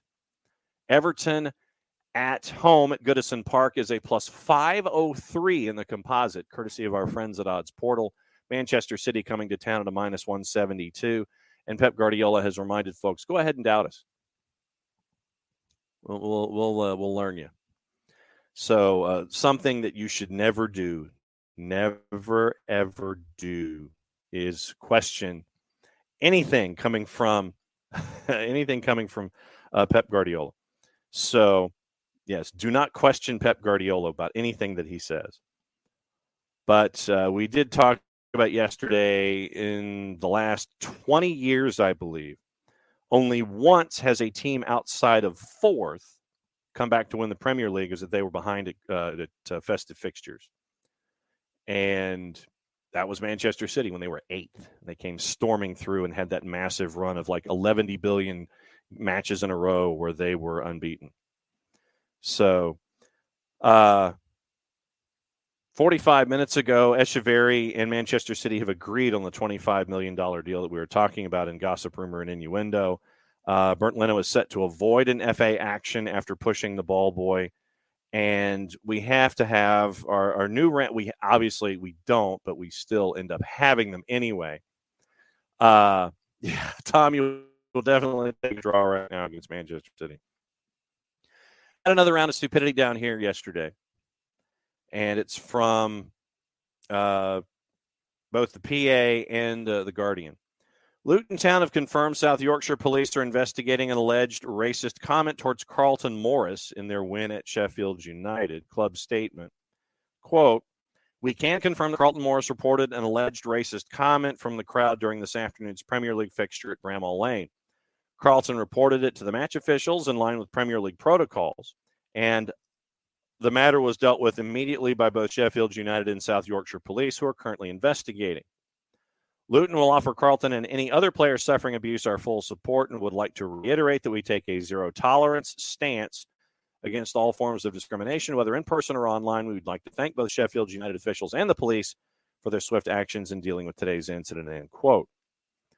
Rob Edwards, who's the manager for Luton, said Morris complained of a comment from a member of the home crowd late in the second half, which left the forward, quote, "pretty angry," end quote. Edwards says, quote, "There was an alleged racist comment. The police are dealing with that. They've spoken to Carlton and got his take on it, so it is with them now. I have no more comment on it. He's all right. He was, at the time, pretty angry, but he seems fine now." Chris Wilder, the manager of Sheffield United, said there was a comment that was made. Referee came over to speak to me and Rob from a racial point of view, which is obviously not great. if found to be the case, end quote. Morris was seen talking to Sam Allison and the fourth official on the sidelines. Later, the Luton striker said he reported the incident straight away. Allison became the first black referee to officiate a Premier League match in 15 years, taking charge of the game at Bramall Lane on Tuesday. Morris told Prime Video, Premier League have been great at telling us protocols and explaining that to us. I heard something from the crowd in the front row. Unfortunately, I just knew it was just to get that reported straight away and let them deal with it from there. So that's your round of stupidity down here. And we mentioned everything going on with Manchester United. Friend of the network and golden ticket holder Ben Jacobs has a couple of pieces on Jacobs. The final percentage, if the completion of the process goes to plan, will be just over 29% ownership. 25% from the Class B shares, which was agreed, so the 25% agreed to, and the Class A tender, which is ongoing. Just over 4% from his injection of $300 million into the club. It's been the plan for months to take the extra shares in return for Ratcliffe's initial investment. So 25% or 17% of the Glazer B shares and up to 25% or 17% of the A shares. The latter process is a tender and forms the part of the 6 to 8 week completion process. Ratcliffe is expected to be in for February. He will have Class B voting power, meaning he'll have around a quarter of the voting power from those shares. And as revealed, there is no obligation for the Glazers to sell any further shares, but Ratcliffe is hopeful of increasing his stake over time. There is no, according to Jacobs, put and call clause, which was in a previous structure when Ratcliffe wanted a majority. However, Ratcliffe does have a first refusal should the Glazers wish to sell. Ratcliffe will gain sport control, not via a panel with any Glazer on it. John Reese and Rob Nevin will sit on the PLC board, and Dave Brailsford, who was at the match yesterday. Ratcliffe was not at the match yesterday with Aston Villa. Brailsford was. Brailsford and Jean-Claude Blanc will be on the UK board. $300 million investments, all from Ratcliffe's own funds. $200 million paid once the transaction is complete, and a further $100 million in 2024. And this is expected to be towards short-term Old Trafford improvements. We talked about yesterday New Trafford, which could be on the books to help out what is viewed as a building in Old Trafford that is pretty much either rapidly approaching or is past its sell-on date when it comes to being a facility worthy of Premier League competition. Ratcliffe is already aware of Manchester United's January plans, even if he can't influence them. Ratcliffe also likely to speak to media and fans in the new year. Ineos's commitment to Nice remains, although they are aware of the UEFA rule, and there's a feeling that a solution can be found if necessary. So it's 8% of the Class A shares, according to Jacobs. Also on the board from Jacobs, Ineos must be consulted on any action that would require their consent post-closing. The Glazers must stick to the disclosed transfers plan. So there is a transfer plan in place. There is a transfer plan in place for January. Or again, consult Ineos if they deviate from it. This includes player purchases, loans, and, quote, appointing, dismissing, or accepting the resignation of any director of football or first-team manager, end quote. So, if they're really mad at Erik ten Hag, then the Glazers have to stick to the transfers plan in January or consult Ineos, Ratcliffe, Brailsford, whomever, if they plan on deviating from it, and that includes director of football and first-team manager. So if they're mad about Erik ten Hag and they want to change direction, then they have to consult Ratcliffe, Ineos, Brailsford, etc., while all of these other things are still going on in line. Ratcliffe is already aware of January plans.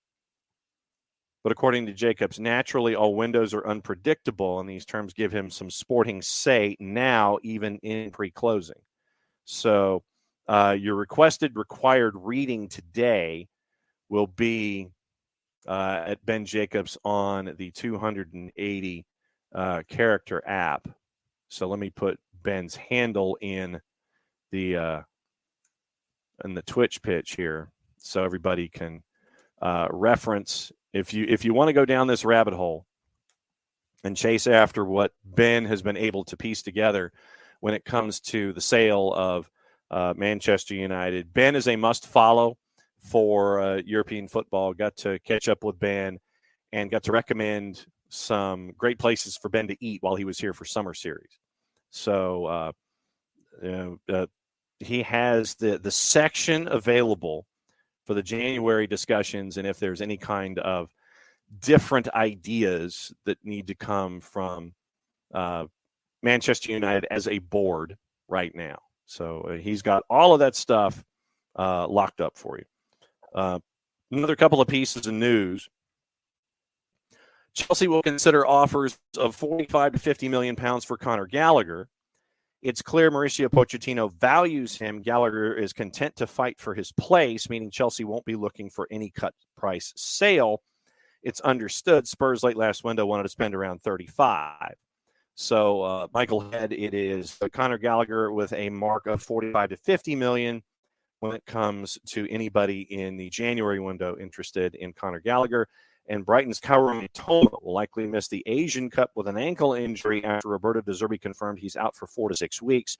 The tournament runs from January 12 to February 10, and the earliest Mitoma is expected back being late January. So it would make sense from that particular perspective that Mitoma would have an issue in returning in time for the Asian Cup. Just the logistics of the calendar would have a problem in making sure that he would in fact be there and be ready to make sure that Mitoma is there. So once again, if you don't follow Ben Jacobs, I would wholly suggest following Ben Jacobs as a part of all of this. And it was mentioned in The Guardian yesterday when it comes to Manchester United. It looks like that there may be job losses for the front office. It appears that as many as 300 folks could lose their jobs when it comes to the new Ineos-owned Manchester United. So keep an eye on that and see if they look at folks who are I guess redundant, I think is the word I'm looking for. But we always look at redundancies. And so keep an eye on the redundancies or admitted redundancies that are attached to Manchester United under this new administration. So we'll see what happens involving that. But it looks like it is a threat of downsizing. So you're looking at redundancy lists and possibly as many as 300 folks losing their jobs when it comes to Manchester United. There was another story having to do with the lower divisions, and there's another piece of NWSL news I wanted to get into before what to watch, where to watch it, and all of that. And I've got to find it here once again. When you are a computer down, you're trying to find things, it turns into a little difficult, but it has to do with lower divisions in England. So keep an eye on this story. And once again, since we're on Manchester United, says the Glazer family will have pocketed more than £1.3 billion from share sales and dividend payments once the deal is fully completed. Set for a cash windfall of around £750 million from the sale of the B shares to Ratcliffe, provided the deal gets the regulatory go-ahead from the Premier League and the club's Class A shareholders in the coming weeks. The Glazers have already earned around £465 million through past sales of A shares and around £150 million in dividend payments. Once again, that adds up, netted in excess of £1.3 billion during their 18-and-a-half-year reign at United. Should the Ratcliffe deal get the green light, the 6 Glazer siblings own just over 110 million B shares. So a sale of 25% of those shares at the agreed price of $33 a share stands to net the family around $909 million. 241-page regulatory filing with the New York Stock Exchange on Tuesday night, within minutes of the final whistle. And it was the hostile takeover back in 2005 for £790 million. The Class B shares, which have 10 times the voting rights of the A, have been owned entirely by the Glazers and would ordinarily convert into A shares on sale by the family. But the deal with Ratcliffe has involved legal changes that permit the transfer of B shares to the founder, Ineos founder, without conversion, and are expected to reduce the Glazers' overall shareholding to around 49%. So that's the early rounds on that. Newcastle's confident that they can seal a Calvin Phillips loan deal that is a part of this. Let's see. What else was I? Oh, it was the lower division. The lower division story in the Telegraph, and I've got to see if I can find it now, considering what they do on the app as they purge things. And then they make you try to find things the next day, and it makes it difficult because, we're talking about me here. So it's traditionally hard, but it was the rescue package for the lower divisions is what I wanted to get into specifically here. And it has to do with the Premier League and the numbers and the percentages and folks balking about all of it, which once again is not necessarily a surprise. But let's see, Sir Jim. So, of course, I can't find it. Naturally, I can't find the story that I want to talk about. And former Liverpool sporting director Julian Ward is in the running for the sporting director role at Manchester United as well. So, spot me a second. Let me see if I can find the. And we talked about that. We talked about Saudi Arabia opening up their bylaws and their rules to try and figure out how they can bring in more people, of course. So if I can't find it, then I can't find it. And so once again, that would be me just kind of fishing around, trying to find something that I thought I would want to talk about, but apparently now I can't. You got to love that. All right. So anyway, keep an eye on the Pyramid Rescue Package and how folks are not happy.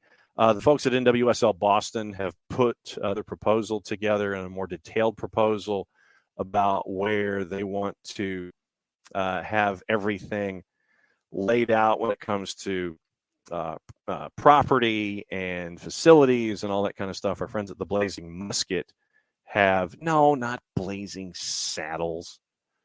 I literally typed in Blazing Musket for my search, and so, of course, it gives me Blazing Saddles. No, I don't want Blazing Saddles. I love the movie, but that's not what I was referencing because it has nothing to do with the story that I wanted to talk about with NWSL Boston. NWSL Boston and Governor Lepedemain, they have nothing in common, nothing that I'm aware of, unless you're trying to sit there and try and find a dime. They submitted the project's notification form and new stadium renderings to city planning. It's from Sam Minton that came out yesterday. Project notification form submitted to Boston Planning and Development Agency. NWSL Boston fans got their first look at what the renovated White Stadium could look like. West Grandstand component, Grove area, all that kind of stuff. Boston Unity also claims the renovation will create over 500 jobs during renovation and construction, 300 new permanent jobs when it comes to what NWSL Boston is looking to do. So we'll add that to the Twitch pitch and required viewing. Yes, it is exactly that. Excuse me while yes. Cleavon Little, amazing actor. It's a great movie. Okay, so before we go, what to watch and where to watch it. Gene Wilder, underrated in that particular role. So what to watch and where to watch it today. Obviously, we discussed what's going on in the Premier League. So Wednesday, 3:15, it is Everton and Man City on both USA and Universo. The Plus has Anderlecht and Cercle Bruges. Keep an eye on Tejan Buchanan going to Club Bruges, by the way. That's at 2:40. Hibs and Hearts at 3 on Paramount Plus. Brentford and Wolves, Chelsea and Crystal Palace, they're both on Peacock at 2:30. So that is what to stare at and what to watch, where to watch it. And thank you once again. Thanks to Dylan Butler for hanging out with us today. Thanks to you guys for hanging out with us today. Back at it tomorrow. I'll try to grab Nico Moreno at 10:30, as we always do, for his last visit for the calendar year, and we'll discuss stuff. That's the official term. So for everybody here at SDH, thanks for hanging out with me here as we were suffering the buffering in South Alabama for the extra day. We'll be back in Office HD tomorrow, and we will continue to discuss things as we do. Thanks to all of you guys for hanging out with us, as you always do, here on SDH toward the end of the calendar year. So for everybody here at SDH, thanks for hanging out with us. For Jarrett, for Jason, for Nick, I'm just John. Thanks for hanging out with us. Play it safe, mucho platiel. It's the end of the show, so that means I get to do this. We'll be back at it again, 9:05 tomorrow morning.